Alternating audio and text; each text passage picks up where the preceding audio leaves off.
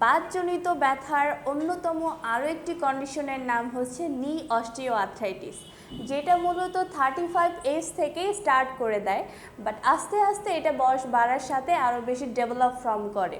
এছাড়াও কিছু কিছু রোগের ঝুঁকি হিসেবে কিন্তু অনেক আর্লি এজে অস্টিওআর্থ্রাইটিস ডেভেলপ করে, তার মধ্যে ডায়াবেটিস এবং রিউমাটয়েড আর্থ্রাইটিস উল্লেখযোগ্য। এছাড়াও যাদের ওবেসিটি প্রবলেম থাকে এবং পূর্বে হাঁটুতে আঘাতপ্রাপ্ত এমন কোনো হিস্ট্রি থাকলে সেক্ষেত্রেও আর্লি স্টেজে অস্টিওআর্থ্রাইটিস ডেভেলপ করে থাকে। আমরা পেশেন্টদের বারবার বলি হাঁটুর ক্ষয়, আসলে হাঁটুতে ক্ষয়টা হয় কোথায়? চলুন তাহলে আমরা এই বিষয়টা আগে ক্লিয়ার করি। এই বিষয়টি বোঝানোর সুবিধার্থে আমরা একটি হাঁটুর মডেল নিয়েছি। আমাদের হাঁটুর জয়েন্টটি তৈরি হয় মূলত ফিমার এবং টিবিয়ার দ্বারা, এবং জয়েন্টের মধ্যে ফিমারের ঠিক নিচে এবং টিবিয়ার ঠিক উপরে আমাদের কার্টিলেজ থাকে।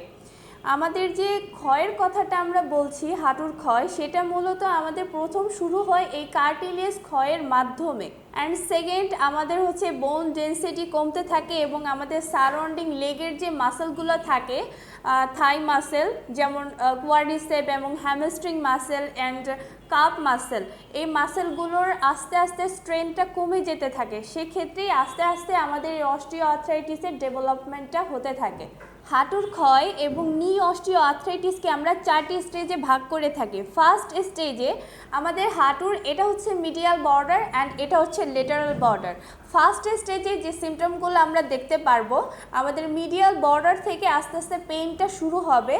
দেন আমরা সেকেন্ড স্টেজে দেখব হাঁটুর ঠিক এই বাটিটার নিচে এই জায়গা থেকে আস্তে আস্তে পেইনটা পুরো জয়েন্টের মধ্যে ছড়াই যাবে। অ্যান্ড থার্ড স্টেজে আস্তে আস্তে এই কার্টিলেজটা ক্ষয়প্রাপ্ত হওয়া শুরু করবে এবং ফোর্থ স্টেজে যে কার্টিলেজটা এমন পরিমাণে ক্ষয় হয়ে যাবে যে আমাদের হাঁটুতে হাঁটতে গেলে বা মুভমেন্ট করতে গেলে ঘর্ষণ খাবে। সেক্ষেত্রে আমাদের প্রদাহটা বেশি পরিমাণে মনে হবে এবং আমাদের জয়েন্টের মধ্যে এই ইনফ্লামেশনটা সেকেন্ড স্টেজ থেকে ডেভেলপ করা শুরু করে।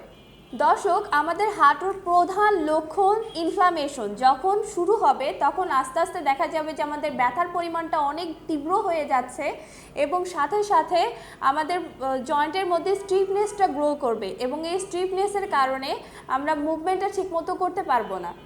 আমাদের হাঁটুর মধ্যে অস্টিওআর্থ্রাইটিসের কারণে যে প্রদাহতার সৃষ্টি হচ্ছে সেটা আমরা কমাতে পারবো আমাদের কাছে পালস ইলেকট্রোম্যাগনেটিক ফিল্ড থেরাপি ট্রিটমেন্টের মাধ্যমে।